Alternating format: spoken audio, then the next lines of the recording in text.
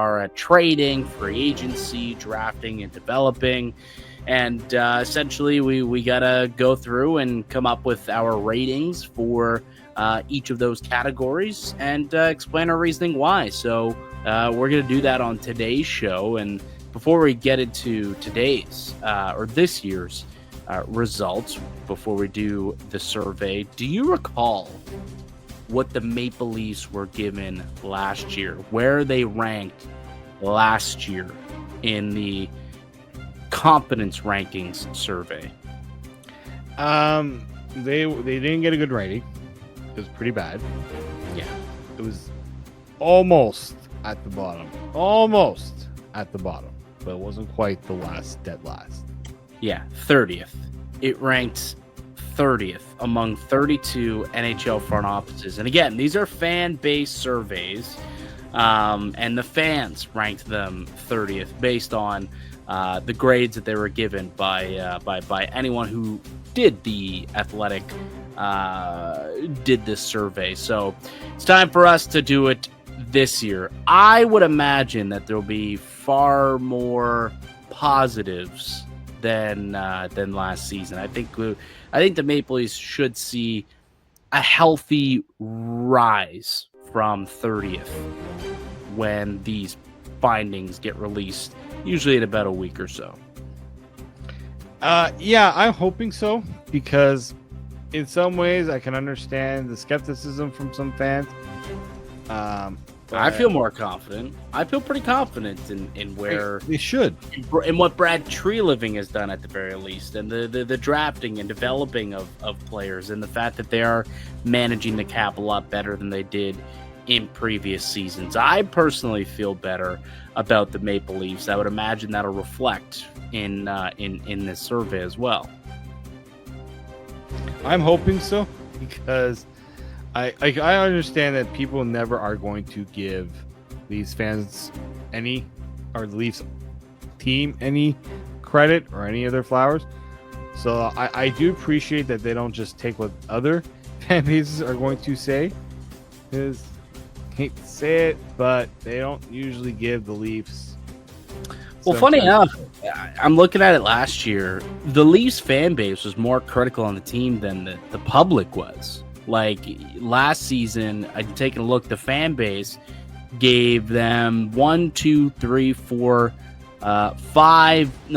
Ds. They got a D rating in general. They were given a D rating, and the public gave them a D plus rating, just giving them a little bit better in every category, essentially, than what the fan base gave them. So the public seems to be a little bit more, or at least last year, liked what the Leafs were doing and what Brad Treliving was doing more than the fan base. But I can't help but think that was just salty. They were just salty over what had happened after the Game 7 loss to the Boston Bruins, once again leading to the firing of Sheldon Keefe. They got a new coach now. They got a new identity. They got a new structure, and they're moving forward as a different team this year. So why don't we dive into our confidence rankings, our confidence survey when it comes to the Toronto Maple Leafs. So while Dave's kind of pulling up the survey here, just a reminder that you can go do it yourself as well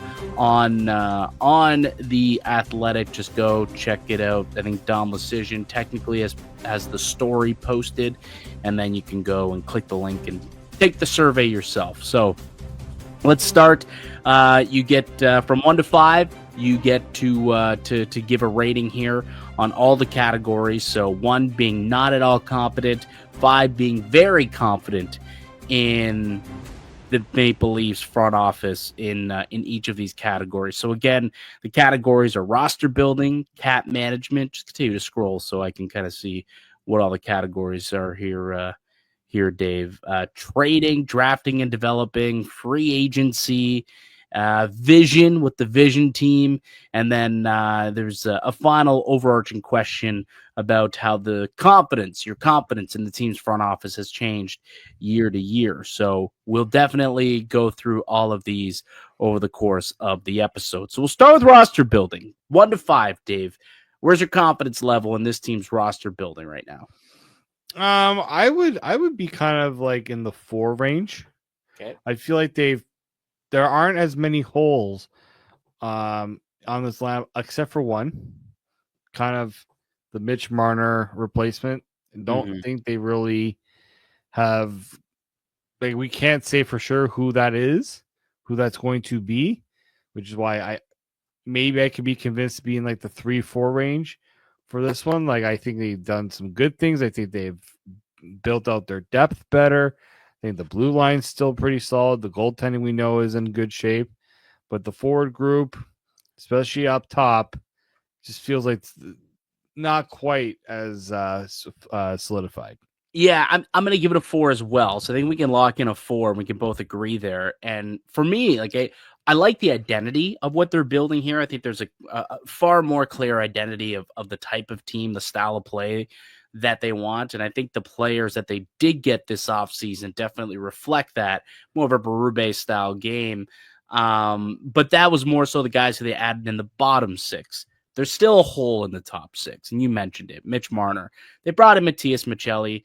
They'll probably give Nick Robertson an opportunity in the top 6. Max Domi will be given an opportunity. Easton Cowan will be given an opportunity. And maybe there's a surprise of some kind that kind of gets a shot up in the top 6 throughout camp. But there's just, it's not completely a 5 because there's still a pretty big glaring hole. And when the problem in the playoffs was goal scoring and you don't really add many goal scorers to the mix, yeah, it's going to be tough to get a 5. But I still like the direction and how they've built the roster moving forward. So I think a 4 is very appropriate. I do too. Okay. Cap management. Go ahead, Dave. I think they've done a lot better at this. I think this is the one year. This is really the one year that the Leafs are going into the season, and I can't say that they've messed up their cap because they haven't. Mm-hmm. Like, they've got cap money. We're not worrying about playing this roster shorthanded. They actually have a surplus at forward, so their cap can go down even more. Like, I'm at a like I think, yeah. Are they still a little? I think it's like a 4 or 5 range for me. Like, You want to go 5? You're that confident? Like, you're very confident in Brad Living's cap management skills.